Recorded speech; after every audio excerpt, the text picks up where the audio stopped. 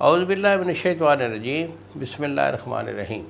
شروع اللہ تعالیٰ کے بابرکت اور پاک نام سے جو اپنے بندوں پر بہت ہی زیادہ اپنی حبیب پاک کے صدقے ہمیشہ سے ہم سب پر رحمت خاص فرمانے والے ہیں۔ کشتہ سعد حکیم بابا سیف اللہ کی طرف سے میرے تمام دوستوں کو السلام علیکم ورحمۃ اللہ وبرکاتہ۔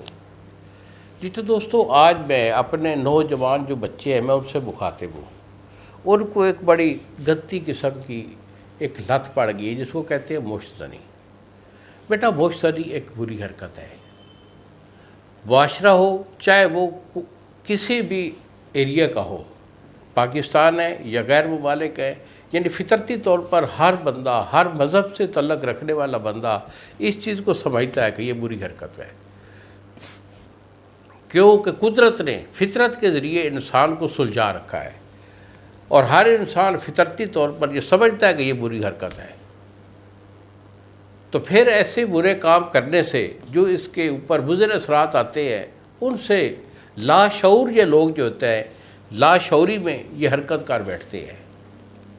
کوئی بندہ ایسا نہیں ہے فرشتہ صفت کہ جس نے زندگی بھر جو ہے یہ مشت زنی ایک یا دو دفعہ نہ کی ہو۔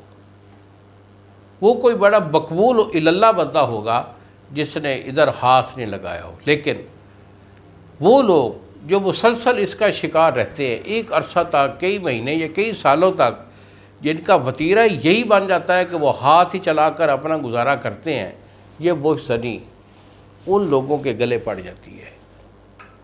اور ایسے لوگ ہم نے دیکھے ہیں، کئی گھر، کئی خاندان ایسے دیکھے ہیں کہ اس مشت زنی کی وجہ سے وہ گھر برباد ہو جاتے ہیں۔ جتنا ہو سکے اللہ اور رسول کا حکم مانتے ہوئے آپ شرعی طور پر جو ہے اس پہ عمل کرتے ہوئے ایسی بری حرکات سے اجتناب کرنا چاہیے۔ آپ اپنی جان کے دشمن ہیں، اپنے نفس پر آپ خود ہی ظلم کر رہے ہیں۔ خدا تعالیٰ نے آپ کو حسن دیا، عزت دی، جوانی دی، صحت دی، اور اب ہر چیز کو جو ہے وہ مٹی میں ملا رہے ہیں۔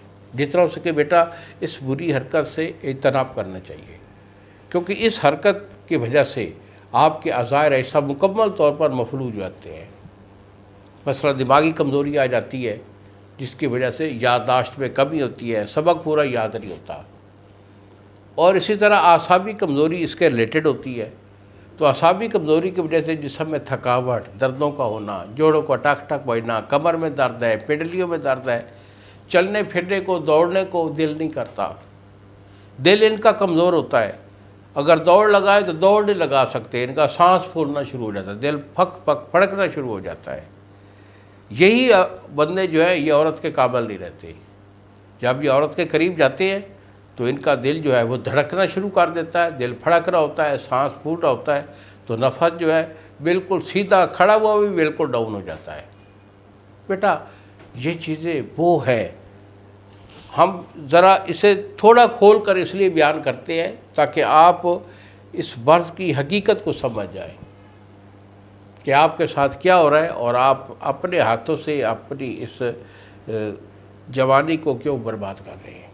اگر کوئی ایسا ایشو ہے، وعدہ پتلا ہو گیا ہے، ٹائمنگ نہیں ہے، نفس چھوٹا ہو گیا ہے، ٹھیک ہے، اور قطرے بہت آتے ہیں، اس کے ساتھ دل، دماغ، پٹھے، معدہ، جگر یہ ویک ہیں، تو بیٹا اسی مرض کا علاج میں گارنٹی سے کرتا ہوں۔